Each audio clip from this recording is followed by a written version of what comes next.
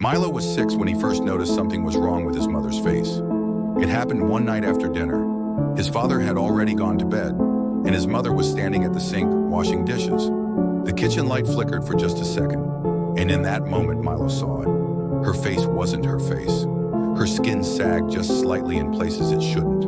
Her eyes were too wide, too empty, and her smile, it stretched too far. Then the light flickered again, and everything was normal.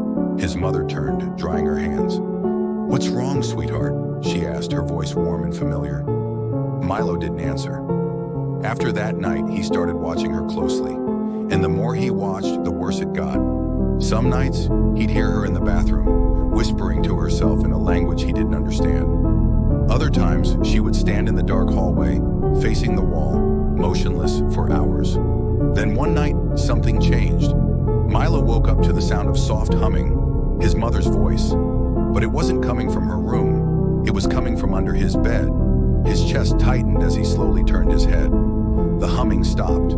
Then from beneath the mattress, her voice whispered, "Milo, there's someone in Mommy's skin." Terror flooded his body, but he didn't move. He didn't dare. The next morning, his mother was in the kitchen, making breakfast like nothing had happened. "Milo, honey, you barely touched your food," she said. He stared at her, his stomach in knots. That was when he saw it. Her hands, her fingers were too long. The skin at her knuckles looked loose, like it didn't belong to her. She smiled at him, wide and too full of teeth. Then in a voice that was almost, but not quite his mother's, she asked, "What's wrong, sweetheart?"